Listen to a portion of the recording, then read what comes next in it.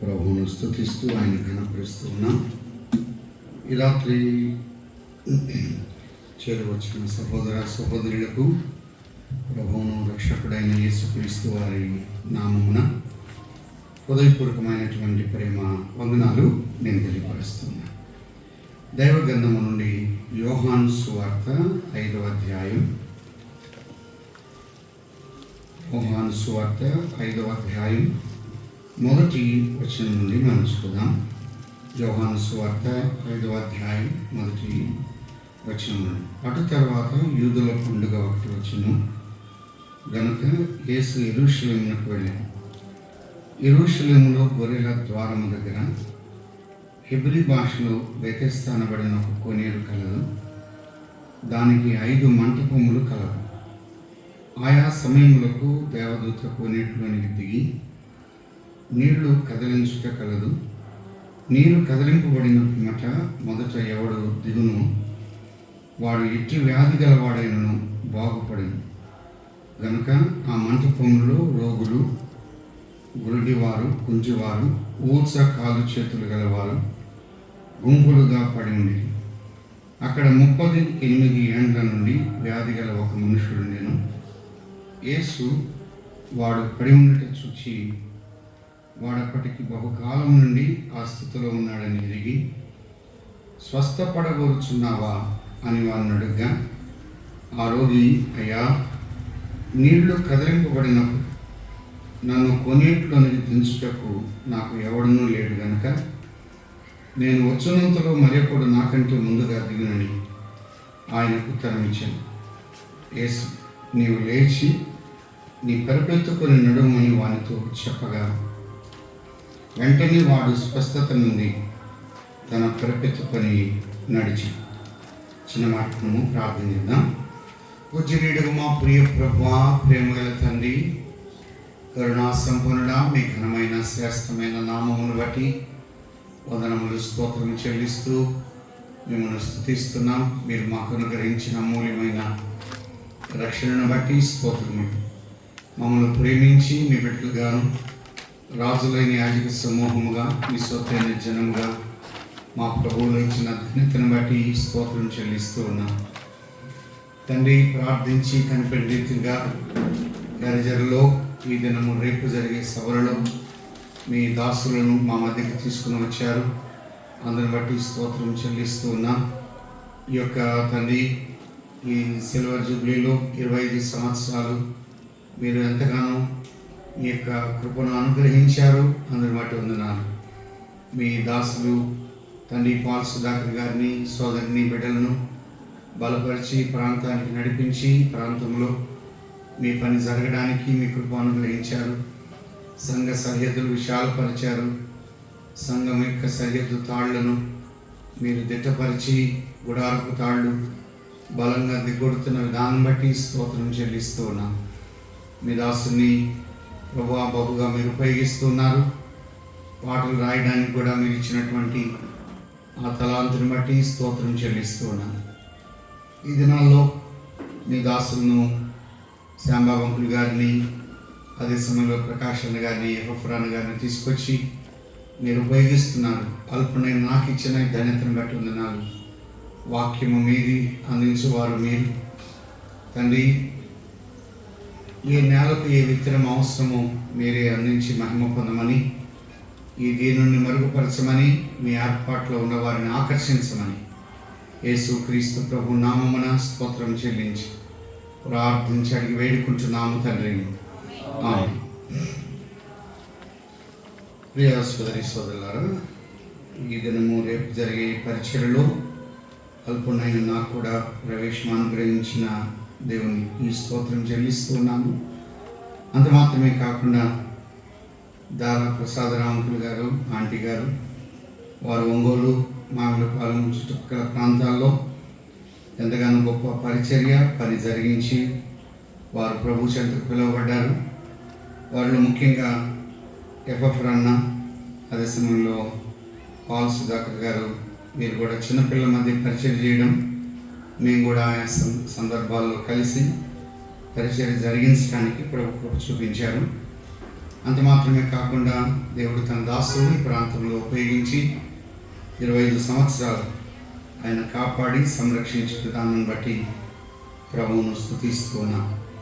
పాటలు రాయడంలో సంఘాలకు క్షేమకరంగా దేవుడు తన దాసుని కుటుంబాన్ని ఉంచారు.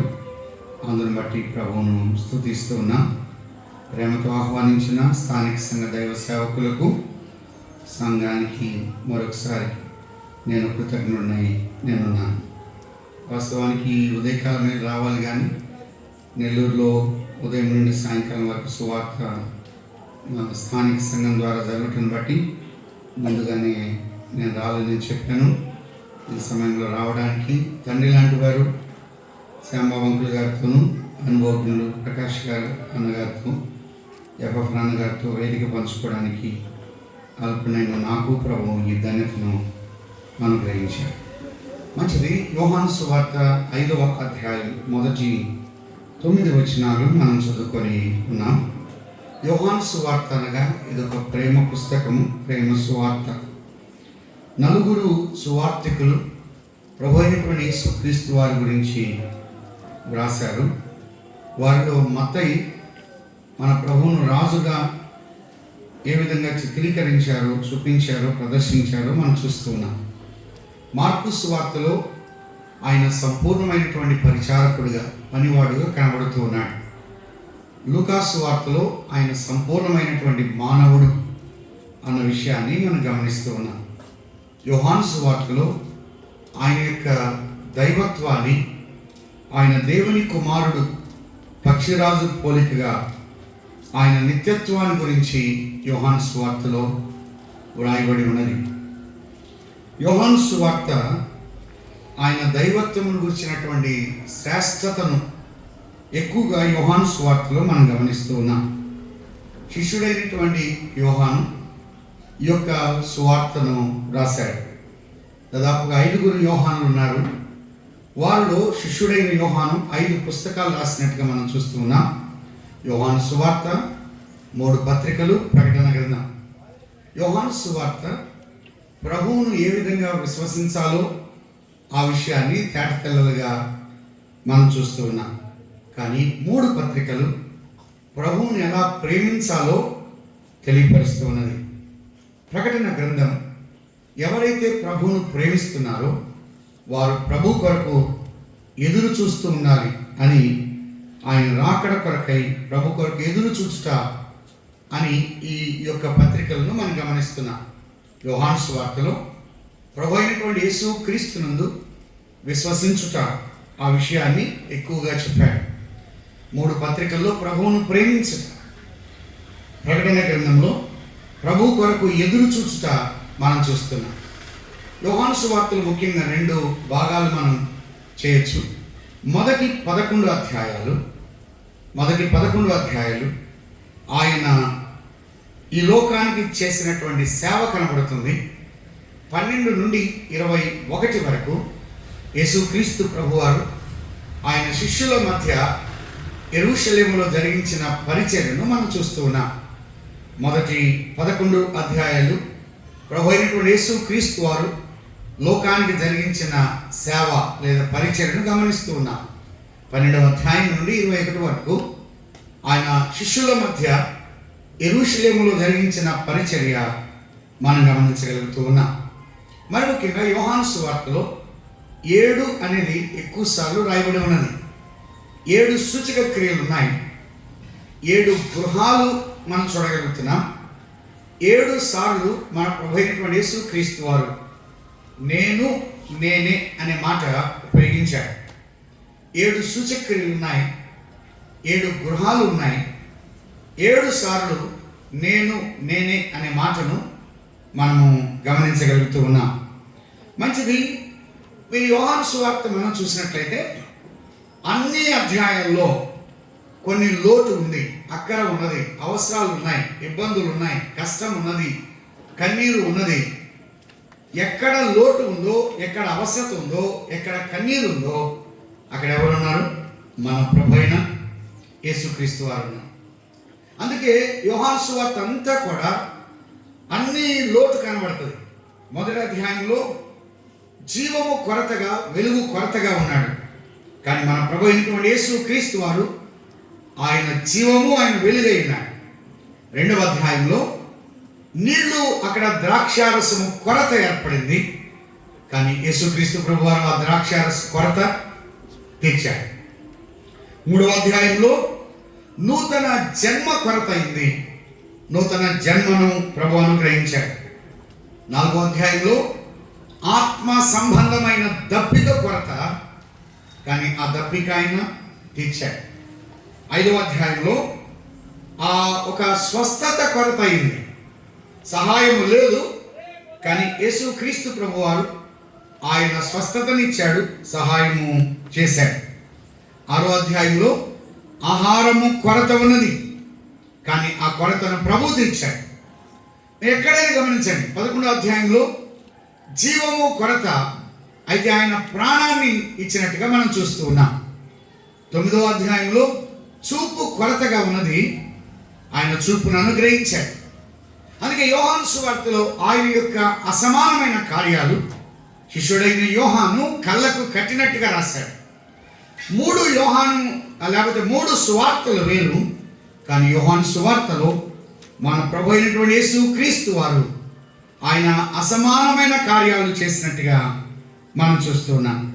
మంచిది, రాత్రి సువార్త సందేశముగా యోహాను సువార్త 5వ అధ్యాయం మనం క్లుప్తంగా ఆలోచన చేద్దాం. 5వ అధ్యాయం. అటు తర్వాత యూదుల పండుగ ఒకటి వచ్చెను అని అన్నాడు. యోహాను సువార్తలో ఎక్కువగా పండుగలు మనం గమనించగలుగుతూ ఉన్నాం. పండుగలు ఉన్నాయి.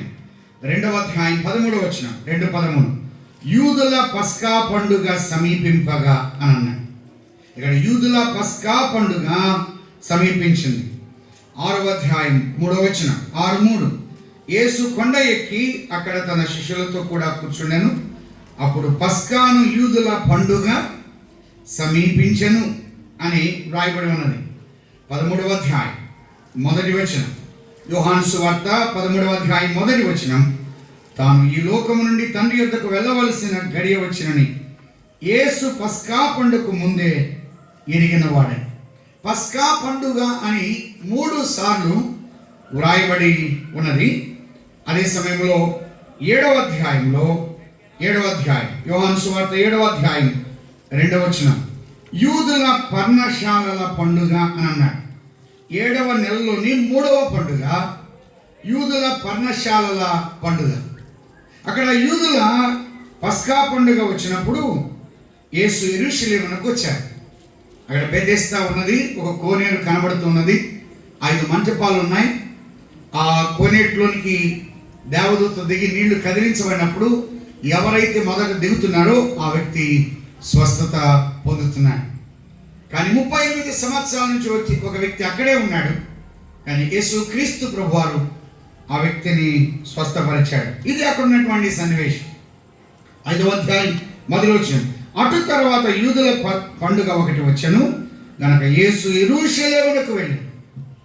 పండుగ వచ్చింది, కానీ ఆ బెతెస్దా కోనేటి దగ్గర 38 సంవత్సరాల నుంచి ఒక వ్యక్తి పడి ఉన్నాడు. ఆ మాట గమనించండి. పండుగల ప్రతి సంవత్సరం పండుగలు వస్తున్నాయి, కానీ ఏ పండుగ ఆ వ్యక్తిని ఏం చేయలేకపోయింది? స్వస్థపరచలేకపోయింది, నెమ్మది ఇవ్వలేకపోయింది. సోదరుడు సోదరి, రాత్రి మానవుని యొక్క జీవితంలో ఎన్నో పండుగలు వస్తాయి. ఏ పండుగ మానవునికి నెమ్మది ఇవ్వదు. ఏ పండుగ ద్వారా మానవుడు సంతృప్తి పొందలేడు. ఏ పండుగ ద్వారా మానవుడు క్షేమాన్ని పొందలేడు. పండుగల వల్ల నష్టపోయిన వారు ఉన్నారు, దెబ్బతిన్న వారు ఉన్నారు. పండుగలు వచ్చి ప్రాణాలు కోల్పోయిన వారు అనేక మంది ఉన్నారు.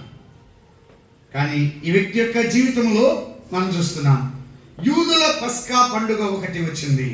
అయితే ఒక మాట గమనించాలి, అందరికీ పండుగ ఉంది, కానీ ఈ వ్యక్తికి ఏం లేదు, పండుగ లేదు.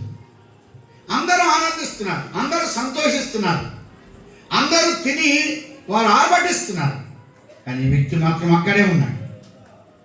మానవుని యొక్క జీవితంలో ఏ పండుగ మానవుని యొక్క బలహీనతను తీసివేయలేదు, మానవుని యొక్క లోపాన్ని తీసివేయలేదు.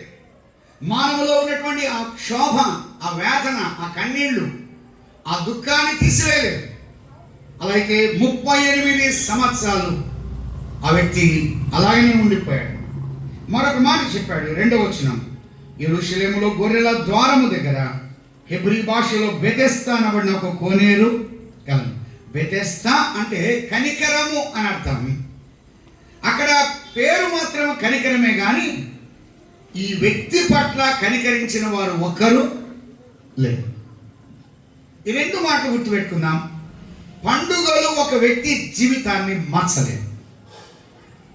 చాలా మంది జీవితంలో కనికరము అనే మాట ఉంటుంది కానీ కనికరము చూపించేవారు ఒక్కరు లేరు. ఆ వ్యక్తి అలాగనే ఉన్నాడు, కొన్నేటి దగ్గర ఉన్నాడు, కనికరము లేని స్థితిలో ఉన్నాడు. ఎన్ని సంవత్సరాల నుంచి ఉన్నాడంటే 38 సంవత్సరాలు. ఆ కోనేరు దగ్గర ఎవరున్నారు? 3-4 వచనాలు చెప్పారు. ఏమన్నారంటే, రోగులు ఉన్నారు, గుడ్డివారు ఉన్నారు, కుంటివారు ఉన్నారు, ఊచ కాలు చేతులు గలవారు గుంపులుగా పడి ఉన్నారు. అంటే వారి యొక్క లోపం, వారి బలహీనత వారిని ఏం చేసిందంటే పడగొట్టింది. అమ్మాయి, ఈ రాత్రి నిన్ను పడగొట్టేది ఎవరో కాదు, నిన్ను పడగొట్టేది ఎవరో కాదు, నిన్ను పడగొట్టేది నీకున్నవి కాదు, కానీ నీ యొక్క లోపం, నీ బలహీనత నిన్ను పడగొడుతుంది. కుంటితనము చేత పడి ఉన్నా, గుడ్డితనము చేత పడి ఉన్నా, బలహీనత చేత పడి ఉన్నా, వారి యొక్క లోపం వారిని పడగొట్టింది. యవనస్తులారా, ఈ రాత్రి నీ బలహీనత నిన్ను పడగొడుతుంది. హుందాగా ఎందుకు లేవు? గౌరవంగా ఎందుకు లేవు? మాన్యంగా ఎందుకు లేవు? నువ్వు స్ట్రైట్గా ఎందుకు లేవు? మానవుడి యొక్క జీవితంలో ఎందుకు నిలవలేకపోతున్నాడంటే కనబడకుండా ఉండే రహస్య జీవితం మానవుణ్ణి పడగొడుతుంది. ఈ రాత్రి నిన్ను ఏది పడగొడుతుందో అది నీకు తెలుసు, అది దేవునికి తెలుసు. ఎంతమంది పడిపోయినారు. పడుట అనేది గౌరవం కాదు, పడుట అనేది గొప్పతనం కాదు. మానవుడు దేని చేత పడగొట్టబడుతూ ఉన్నాడంటే 1-2 మాటలు ఊరిక గమనిద్దాం. యోబు గ్రంథం 24వ అధ్యాయం 20వ వచనం. యోబు గ్రంథం 24వ అధ్యాయం 20వ వచనం. ఒక మాట చివరి వరుస అన్నాడు, వృక్షము విరిగి పడిపోవునట్లు దుర్మార్గులు పడిపో. అంటే దుర్మార్గులు పడిపోతున్నారు వారి దుర్మార్గత చేత. సామెతల గ్రంథం 28వ అధ్యాయం 18వ వచనం. సామెతల గ్రంథం 28వ అధ్యాయం 18వ వచనం. 2వ వరుసలో అన్నాడు, మూర్ఖ ప్రవర్తన గలవాడు హఠాత్తుగా ఎవరు పడిపోతున్నారు? ఒకటి దుర్మార్గులు పడిపోతున్నారు, రెండవది మూర్ఖ ప్రవర్తన గలవారు, వారి యొక్క మూర్ఖ ప్రవర్తన పడగొడుతుంది. సామెతల గ్రంథం 11వ అధ్యాయం 5వ వచనం.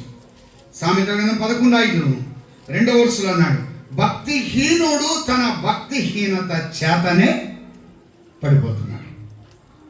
ఈ రాత్రి నీ యొక్క భక్తిహీనత నిన్ను పడగొడుతుంది, నీ యొక్క దుర్మార్గత నిన్ను పడగొడుతుంది, నీ యొక్క మూర్ఖత నిన్ను పడగొడుతుంది. అతడు పడిన స్థితిలో ఉన్నాడు. యోబు గ్రంథం 14వ అధ్యాయం 10వ వచనం. యోబు గ్రంథం 14వ అధ్యాయం 10వ వచనంలో మనం గమనించినట్లయితే 14:10, అయితే నరులు మరణమై కదలలేక పడి ఉండు, మరణమై కదలలేక పడి ఉండురు అన్నాడు. అక్కడే సామెతల గ్రంథం 36వ అధ్యాయం 12వ వచనం. 36:12, అదిగో పాపము చేయువారు అక్కడ పడి ఉన్నారు. రాత్రి నీ యొక్క పాపం నిన్ను పడగొడుతుంది, నీ యొక్క దుర్మార్గత నిన్ను పడగొడుతుంది, నీ యొక్క లోపమే నిన్ను పడగొడుతుంది. మానవుడు పడిన స్థితిలో ఉన్నాడు, పడిన స్థితిలో ఉన్నాడు. మీరు ఎప్పుడైనా గమనించండి, ఒక వ్యక్తి రోడ్డు మీద పోతూ అట్టి తొక్క మీద కాలు జారి పడ్డాడు అనుకోండి, పడగానే ఏం చేస్తాడు తెలుసా? చుట్టూ చూస్తాడు. ఎందుకని? ఎవరైనా చూశారు. పడ్డోడు పడ్డట్టు కట్టే ఉంటాడు. నేను కానీ పడ్డానని ఏం చేస్తాడు? లేగుస్తాడు. పడిన జీవితంలో అలాగే ఉన్నాడు. అలాగైతే మానవుడి యొక్క బలహీనత మానవుని పడగొడుతుంది. పడుట అనేది ఒక అవమానం, ఒక సిగ్గు, ఒక నింద, ఒక అపహాస్యం, ఒక ఎగతాళి.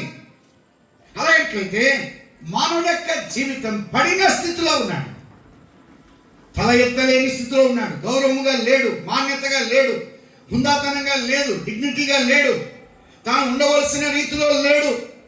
కొన్నిసార్లు విలువలు లేవు. అందుకే భార్య దగ్గర విలువ లేదు, భర్త దగ్గర విలువ లేదు, పిల్లల దగ్గర విలువ లేదు, గ్రామంలో విలువ లేదు. పడిన వ్యక్తిని గౌరవించేవారు లేరు, పలకరించేవారు లేరు, పరామర్శించేవారు లేరు, తనతో కలిసి సహవాసం చేసేవారు లేరు. నీకున్నటువంటి స్థితిగతులను బట్టి, నీ హోదాను బట్టి, మంది మార్బలం బట్టి, నీకున్నటువంటి స్థాయిని బట్టి, నీకున్నటువంటి సామర్థ్యతను బట్టి, మానవుని యొక్క పాప బలహీనతను బట్టి మానవుని గౌరవం కోల్పోతూ ఉన్నాడు. ఈ రాత్రి నువ్వు ఏ స్థితిలో పడిపోయావో అది నీకు తెలుసు. ఆ వ్యక్తి పడిన స్థితిలో ఉన్నాడు. 38 సంవత్సరాల నుంచి పడి ఉన్నాడు. పడుట అనేది అది బలహీనత ఉన్నది, తన లోపం ఉన్నది, తనంతట తను నిలవలేని స్థితిలో ఉన్నాడు, బలహీనుడుగా ఉన్నాడు, తన యొక్క జీవితంలో నెమ్మది లేని వాడుగా ఉన్నాడు. 38 సంవత్సరాలు. ఈ మాట గమనించండి.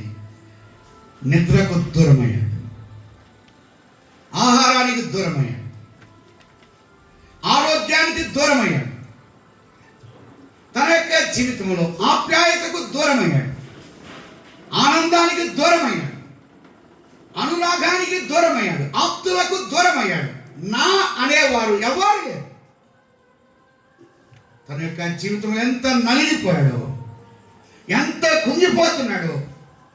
తన జీవితం ఇక్కడ తేటగా ఉన్నది. ఈ రాత్రి నీతో అందరూ ఉండొచ్చు, కానీ అందరూ నేను దూరంగా చూస్తున్నారు. కారణం నీలో ఉన్న బలహీనత, నీలో ఉన్న లోపమే, నీలో ఉన్నటువంటి ఆ భక్తిహీనమైనటువంటి జీవితమే నిన్ను పడగొడుతూ ఉన్నది.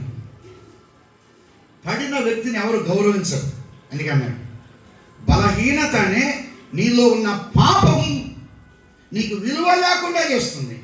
సామెతల గ్రంథం 14వ అధ్యాయంలో ఒక వచనాన్ని మనం చదువుతాం. సామెతల గ్రంథం 14వ అధ్యాయం 34వ వచనం.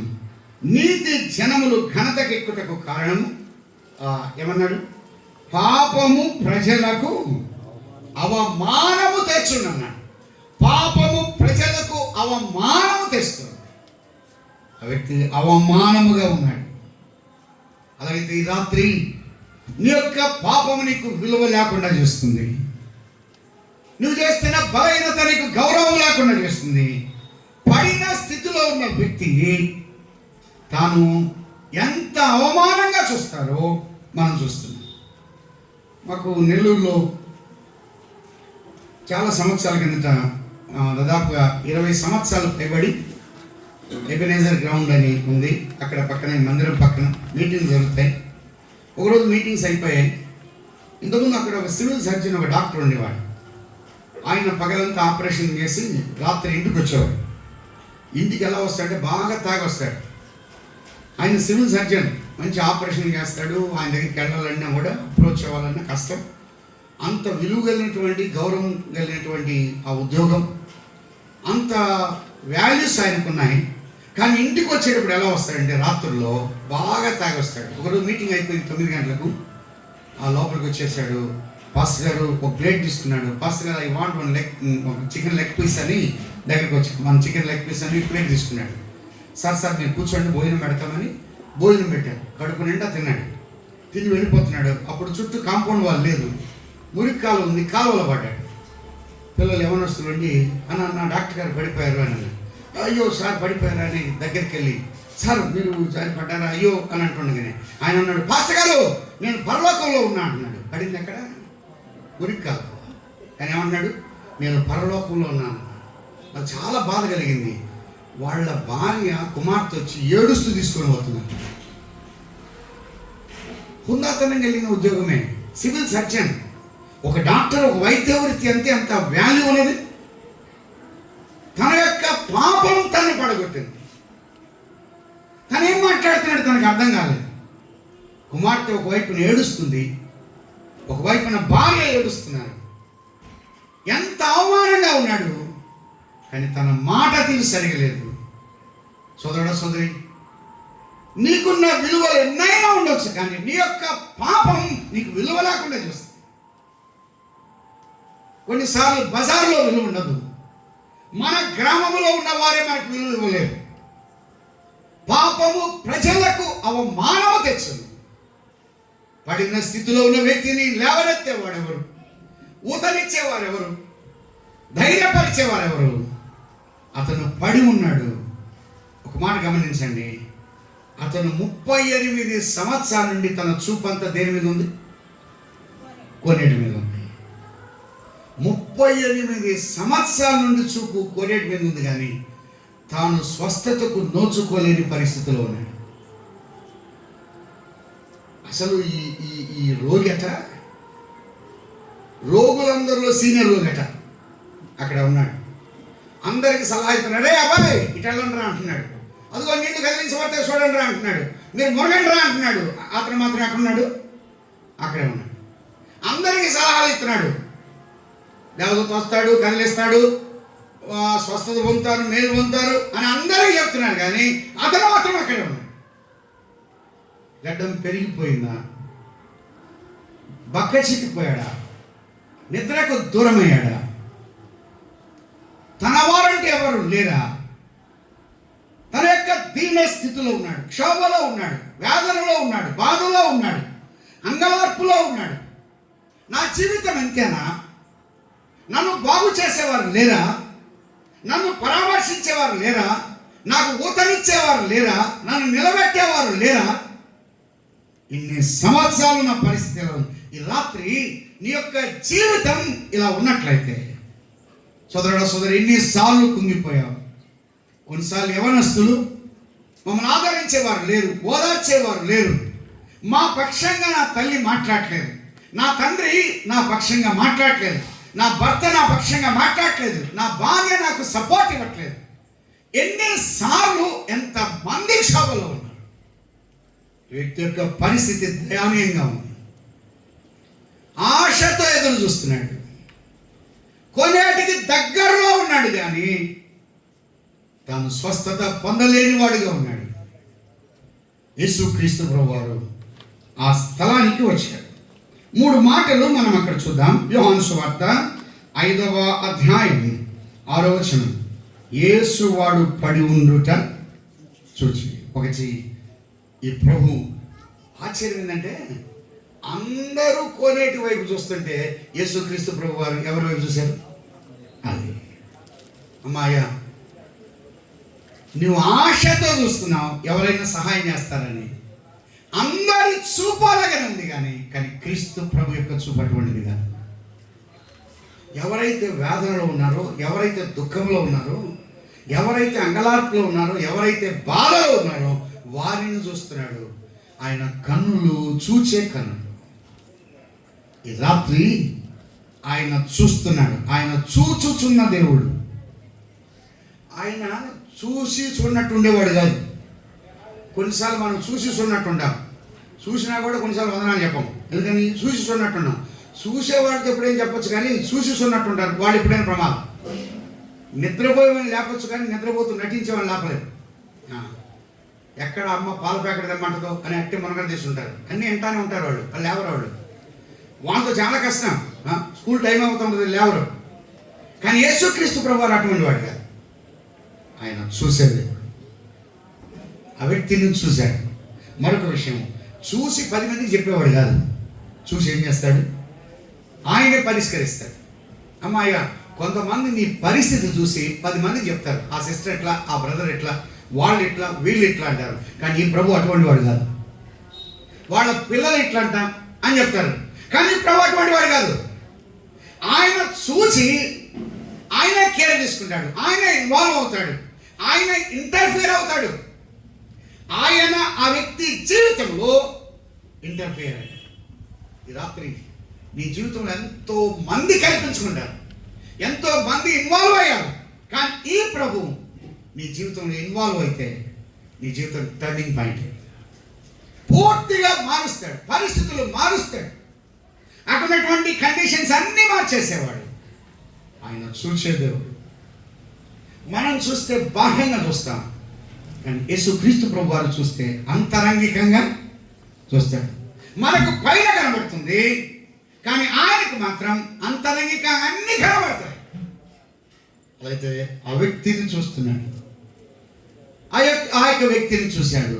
రెండవది అక్కడే చెప్పాడు, ఏం చేస్తున్నాడే, వాడప్పటికి బహుకాలం నుండి ఆ స్థితిలో ఉన్నాడని ఎరిగి.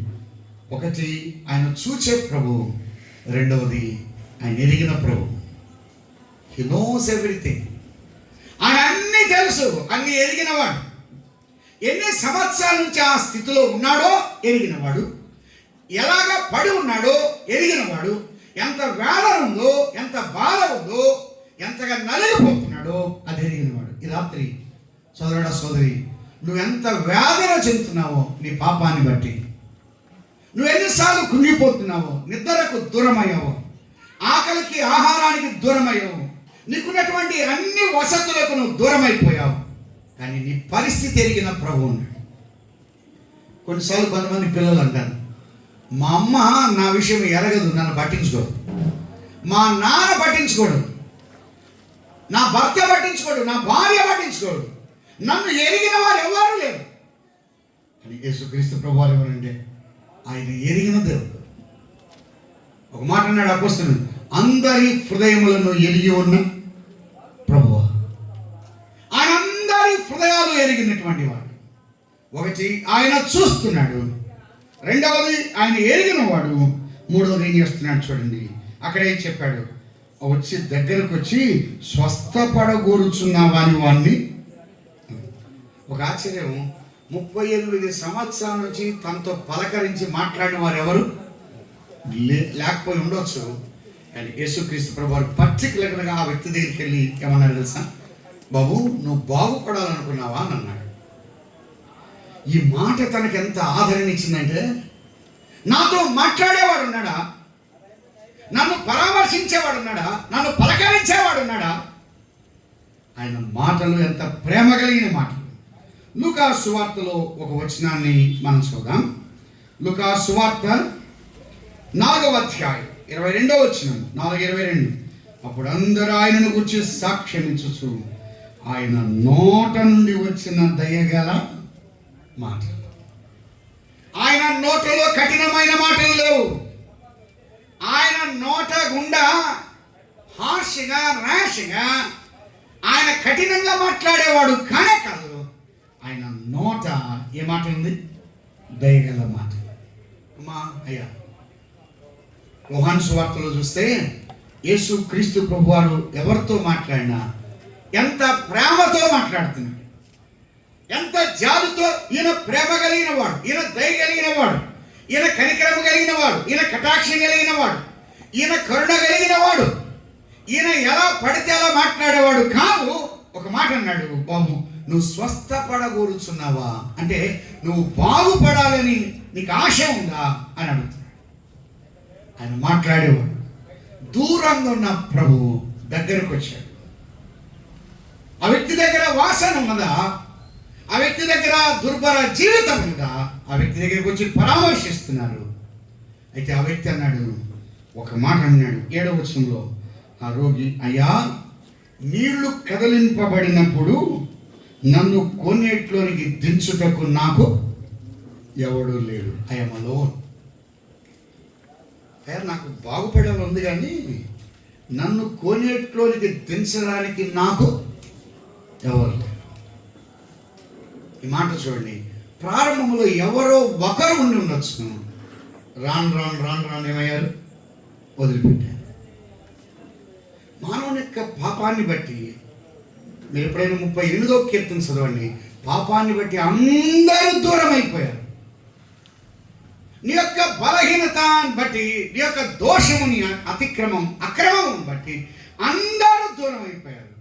ఆ వ్యక్తి అన్నాడు, నేను స్వస్థపడాలని నాకు ఆశ ఉంది, కానీ ఒక మాట అన్నాడు, ఆ కోనేట్లోనికి దించడానికి సహాయం చేయడానికి నాకు ఎవడు లేడు. ఈ రాత్రి ఎవరు లేడు అని మాట్లాడుతున్నాడు. ఒక మాట మనం చూద్దాం. యెషయా గ్రంథం 63వ అధ్యాయం, యెషయా గ్రంథం 63వ అధ్యాయం 5వ వచనం. నేను చూచి ఆశ్చర్యపడి తిని, సహాయము చేయువాడు ఒకడును లేకపోయాడు, ఆదరించువాడు ఎవడును లేడు. ఆదరించువాడు ఎవడును లేకపోయాను. సహాయము చేసేవాడు లేడు, ఆదరించేవాడు లేడు. ఇర్మియా గ్రంథం 30వ అధ్యాయం, ఇర్మియా గ్రంథం 30వ అధ్యాయం 13వ వచనంలో మధ్యలో అన్నాడు, నీ పక్షమున వ్యాజ్యమాడువాడు ఎవడును లేడు. వ్యాజ్యమాడేవాడు లేడు, సహాయము చేసేవాడు లేడు, ఆదరించేవాడు లేడు అని అన్నాడు. 142వ కీర్తన 4వ చరణం, 142:4, నా కుడి ప్రక్కన నిదానించు చూడుము, నన్ను ఎరిగిన వాడు ఒకడును నన్ను ఎరిగిన వాడు లేడు. ఇంకేమన్నాడు, ఆశ్రయమేది నాకు దొరకలేదు, నా ఎడల జాలిపడువాడు ఒకడును లేడు. అమ్మాయ, జాలిపడేవాడు లేడా? ఆదరించేవాడు లేడా? సహాయం చేసేవాడు లేడా? వ్యాజ్యమాడేవాడు లేడా?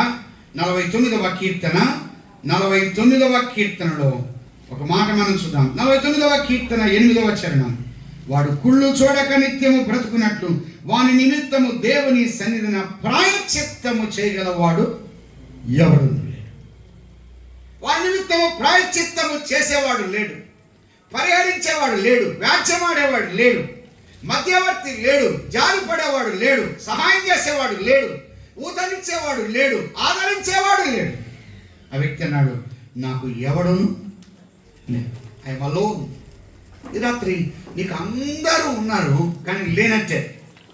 కొన్నిసార్లు ఎవరు లేరు, లేనట్టుగానే ఉన్నాం. అర్థం చేసుకున్న వారు ఉన్నారా?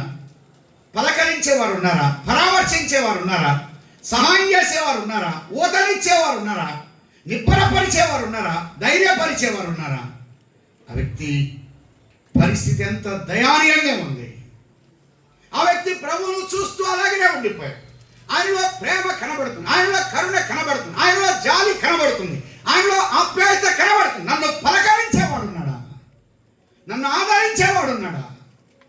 ఆయన వైపు ఎదురు చూస్తున్నాడు. మన ప్రభు అయినటువంటి యేసు క్రీస్తు వారు ఆయన కరుణా సంపన్నుడు. ఆయన కఠినుడు కాదు, నాకెందుకు లేని దాటి వెళ్ళిపోయేవాడు కాదు. ఆ వ్యక్తి దగ్గరకు వచ్చాడు, ఆ వ్యక్తిని పరామర్శిస్తున్నాడు, ఆ వ్యక్తిని పలకరిస్తున్నాడు. సోదరుడా సోదరి, ఆ వ్యక్తి దగ్గరకు వచ్చి ఒక మాట అంటున్నాడు. యోహాను సువార్త 5వ అధ్యాయం, యోహాను సువార్త 5వ అధ్యాయం 8వ వచనం, యేసు నీవు లేచి నీ పరుపెత్తుకొని నడుమని వానితో చెప్పగా వెంటనే వాడు స్వస్థత నుండి తన పరుపెత్తుకొని నడిచాడు. ఒకే మాట అన్నాడు, నీకు కోనేరు అక్కర్లేదు కానీ నేనే కోనేట్లాంటి వాడిని, కోనేటి దగ్గరకు నువ్వు వెళ్ళడం కాదు అని ఆయన దగ్గరకు వచ్చి లేచి నీ పరుపు ఎత్తుకున్నాడు. ఇంతకాలం ఆ పరుపు తను భరించింది, మోసింది. ఈరోజు నా పరుపును తను ఏం చేస్తున్నాడు? మోస్తున్నాడు. స్థితిని మార్చాడు. చూడండి, ఆ 38 సంవత్సరాలు తన దృష్టి అంతా దేని మీద ఉంది? కొన్నిటి మీద ఉంది. ఈ రోజున తన యొక్క చూపు మారు. నీ చూపు, నీ దృక్పథం, నీ దృష్టి మారుస్తాడు. ఒకప్పుడు నిరాశతో ఉన్నావు కానీ రాత్రి నీకు ఆశ కలిగిస్తాడు. నీ యొక్క స్థాయి మారుస్తాడు, నీ స్థానం మారుస్తాడు. అందరి యొక్క దృష్టిలో ఇన్ని సంవత్సరాలు వింతే అని అనుకున్నాడు, ఇంక నువ్వు బాగుపడవు. కొన్నిసార్లు అంటారు పిల్లలు, ఇంకా లైఫ్లో నువ్వు బాగుపడవు, నువ్వు అంతే, నీ బతికింతే అంటారు. కానీ అయ్యి ప్రభు అటువంటి వాడు కాదు. ఎంతమంది దాటి వెళ్ళిపోయారు. స్థాయిని మార్చాడు, స్థితిని మార్చాడు, గమ్యాన్ని మార్చాడు, దిశను మార్చాడు, పరిస్థితులు మార్చాడు. వాటన్నిటినీ తన అధీనంలోకి తీసుకున్నాడు. ఆయన దగ్గరకు వచ్చి ఆ కార్యాన్ని జరిగించాడు. అమ్మాయ, ఆ వ్యక్తిని బాగు చేయడానికి ఒక నోటి మాట సరిపోయింది కానీ మన యొక్క పాపమును పరిహరించడానికి ఒక నోటి మాట సరిపోయింది కాదు. ఆ వ్యక్తి ఎక్కడికి వెళ్ళాడు? కాదు, నీ దగ్గరికి, నా దగ్గరికి ఆయన దిగి వచ్చాడు. లూకాసు వార్త 19:10 అన్నాడు, నశించిన దానిని వెదకి రక్షించుటకు మనుష్య కుమారుడు వచ్చాడు. తిమోతికి రాసిన మొదటి పత్రిక 1:15 అన్నాడు, పాపులను రక్షించుటకు క్రీస్తు యేసు లోకమునకు, పాపుల కొరకే వచ్చిన వారు ఎవరంటే ఒక యేసుక్రీస్తు ప్రభువారే. దుష్టుడు మరణించడం వల్ల నాకేమాత్రం సంతోషము లేదు. పాపుల కొరకే వచ్చాడు, అక్రమకారుల కొరకే వచ్చాడు, దెబ్బతిన్న వారి కొరకే వచ్చాడు, పాపము నుండి విడుదల కలిగించడం కొరకే వచ్చాడు. కానీ ఆయనలో పాపము లేదు, ఆయనలో బలహీనత లేదు, ఆయనలో లోపము లేదు. యేసు క్రీస్తు ప్రభువారి లోకానికి ఎందుకు వచ్చాడంటే పాపులను రక్షించుటకు వచ్చాడు. వారిని శిక్షించుటకు కాదు, పాపుల రక్షకుడుగా ఈ లోకంలో ఎవ్వరూ రాలేదు, ఒక యేసుక్రీస్తు ప్రభువారే.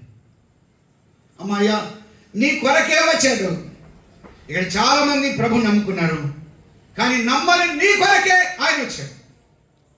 ఆయన దిగి వచ్చాడు, సమీపానికి వచ్చాడు. అపోస్తలుల కార్యములు అన్నాడు, ఆయన మనలో ఎవరికి దూరముగా ఉండేవాడు కాదు, ఆయన దగ్గరగా ఉన్నాడు. సమీపానికి వచ్చాడు, దగ్గరకు వచ్చాడు. మన రోతను భరించాడు, మన పాపాన్ని భరించాడు, మన వాసనలు భరించాడు, మన అక్రమాన్ని భరించాడు, మన నిందలు భరించాడు. నీ కొరకు, నా కొరకు ఆయన రక్తాన్ని ధారపోశాడు. పాపాలు క్షమించబడాలి అంటే, పాపం పరిహారము కావాలి అంటే రక్తము చిందించండి, పాపాలకు క్షమాపణ లేదు. యేసుక్రీస్తు ప్రభువారు నిన్ను నన్ను రక్షించుట కొరకై ఆయన రాళ్ళు పొలిచిన స్థలంలో కూర్చోబెట్టాడు. ఆయన తల మీద ముళ్ళ కిరీటం పెట్టాడు. ఆయన వీపున కొరడా దెబ్బలు పడ్డాయి. అంతర్గత అవయవాలు బహిర్గతమయ్యేంత వరకు ఆయన్ని శిక్షించాడు. యెరూషలేము వీధుల్లో ఆయన ఏడవబడ్డాడు. 2 చేతులు 2 పాదములు పొడవైన మేకులు కొట్టబడ్డాయి. యేసు క్రీస్తు ప్రభు యొక్క మరణం యాదృచ్ఛికమైంది కాదు. ఆయన ఒక ప్రమాదానికి గురై చనిపోయిన వాడు కాదు, వృద్ధాప్యం వచ్చి చనిపోయిన వాడు కాదు, ఒక రోగం వచ్చి చనిపోయిన వాడు కాదు. నేను నిమిత్తముగా సర్వ మానవాళి యొక్క పాపమును పరిహరించుట కొరకే ఆయన రక్తాన్ని ధారపోశాడు. ఆకాశములకు భూమికి మధ్యమైన వెళ్ళాడు. మనందరి దోషమును ఆయన భరించాడు. అమ్మాయ్యా, ఈ రాత్రి నీ యొక్క కండిషన్, నీ స్థితి ఇలా ఉన్నట్లయితే, ప్రభువా నేను పాపిని, నా పక్షంగా ఎవరు లేరయ్యా, నీ పక్షంగా ప్రేమ కలిగిన వాడు ఉన్నాడు, నిలబడేవాడు ఉన్నాడు, స్టాండ్ తీసుకునేవాడు ఉన్నాడు, ఆదరించేవాడు ఉన్నాడు. నీ యొక్క స్థితిని, ఆ పాప జీవితంలో నుండి విడుదల కలిగించేవాడు ఉన్నాడు. ఎన్ని సంవత్సరాలు నువ్వు ఈ పాపము చేత మగ్గిపోయి ఉన్నావు, ఒక్కసారి ప్రభు ఎదురుకు వస్తే చాలు. యేసు రక్తం ప్రతి పాపం నుండి పవిత్రులుగా చేస్తుంది. ఎంత ఘోర పాపినైనా ఆయన క్షమిస్తాడు. ఆయన క్షమించలేనటువంటి పాపం అంటే ఈ లోకంలో ఏది లేదు. ఎందరూ యేసు క్రీస్తుని అంగీకరిస్తారు అనగా ఆయన నామమందు విశ్వాసం ఉంచు వారికి ఆయన పిల్లలయ్యే అధికారం ఇస్తాడు. నీ జీవితాన్ని మారుస్తాడు, నీ బ్రతుకును మారుస్తాడు. ఎంతమంది ఇంకా నిన్ను ఎవ్వరు మార్చలేరు, నువ్వు అంతే అనుకున్నారు, ఈ రోజున మార్చగలిగిన ప్రభు ఉన్నాడు. ఆయన ఎందుకు వస్తే చాలు, ఆయన వైపు చూస్తే చాలు. చూపు మారింది, నడక మారింది, జీవితం మారింది, పరిస్థితులు మారిపోయాయి. తన యొక్క జీవితంలో ఎన్నడూ పొందని అనుభూతిని తాను పొందాడు. ఈ రాత్రి ప్రభు ఎదురుకు వస్తే ఎన్నడూ పొందని అనుభూతిని పొందుతావు, ఎన్నడూ పొందని సంతోషాన్ని పొందుతావు. ఎవరు లేకపోయినా ప్రభుతో సంతృప్తికరమైన జీవితం అనుభవిస్తావు. ఆయన వద్దకు వస్తే చాలు. ఆయన సమాధి చేయబడి 3వ దినం మృత్యుంజయుడై తిరిగి లేచాడు. మరణమును మరణింప చేసిన వాడు ఉన్నారా ఎవరైనా అంటే ఒక యేసు క్రీస్తు ప్రభువారే. సమాధిని ఓడించి ఆయన తిరిగి లేచాడు. ఈ రాత్రి ప్రభువా నేను పాపిని, నా పాపాలు క్షమించండి, నా పరిస్థితి ఎలా ఉంది. అమ్మాయ, ఆయన చూచే దేవుడు, ఆయన ఎరిగే దేవుడు, ఆయన మాట్లాడే దేవుడు, నీ యొక్క స్థితిని పూర్తిగా మార్చగలిగిన దేవుడు. ఆయన నీ హృదయాన్ని అప్పగిస్తే చాలు. అతిక్రమములు దాచిపెట్టువాడు వర్ధిల్లడు, వాటిని ఒప్పుకొని విడిచిపెట్టేవాడు కనికరం పొందుతాడు. ప్రార్థన చేద్దాం. సోదరుడా సోదరి, మరొక వర్తమానం ఉండగా ఇంకా యేసు క్రీస్తు ప్రభుని నమ్మకుండా మీ యొక్క స్థితి కూడా ఇలా ఉన్నట్లయితే, ఈ రాత్రి ప్రభువా నేను పాపిని, నా పాపాలు క్షమించండి, నన్ను విడిగా చేసుకుని అంటే చాలు. అతడు పడ్డానికి తాను చేసే నా ప్రయత్నం అంటూ ఏమీ లేదు. ఈ రాత్రి నీ పాపములు పరిహరించబడ్డానికి నువ్వు చేయవలసిన ప్రయత్నం ఏమీ లేదు. ప్రభు యొద్దకు వచ్చి ఒప్పుకుంటే చాలు. ఎంత ఘోర పాపినైనా క్షమిస్తాడు. యేసు రక్తం ప్రతి పాపం నుండి పవిత్రుడిగా చేస్తుంది. అటు యేసు క్రీస్తు ప్రభువుని అంగీకరించి నిత్య జీవానికి వారసుడు కావాలని ప్రేమతో మనం చేస్తున్నాం. మరొక వర్తమానం ఉండగా ప్రభు నీతో తేటగా మాట్లాడినట్లయితే మీటింగ్ అయిన తర్వాత ముందుకు రండి. యేసు క్రీస్తు ప్రభువును సొంత రక్షకుడు ఎలా అంగీకరించాలో 1-2 మాటలు చెప్పి మిమ్మల్ని తీర్మానం చేసి పంపిస్తాం. దయగల దేవా, మీరు అందించిన మాటలు బట్టి స్తోత్రములు. మీలాగా ప్రేమించేవారు, కరుణించేవారు, ఆదరించేవారు లోకంలో ఎవ్వరూ లేరు. ఇంత సమీపానికి మీరు వచ్చినా ఇంకా అంగీకరించకుండా కఠినుడవుతున్నారేమో. ఈ రాత్రి ఒప్పింపచేసి మీరు విశ్వాసం ఉంచులో మీ కృప చూపమని, తిరిగి మాట్లాడవలసిన మీ దాసులను బలపరచమని యేసు క్రీస్తు ప్రభు నామమున స్తోత్రం చెల్లించి ప్రార్థించి వేడుకుంటున్నాము తండ్రి. ఆమేన్.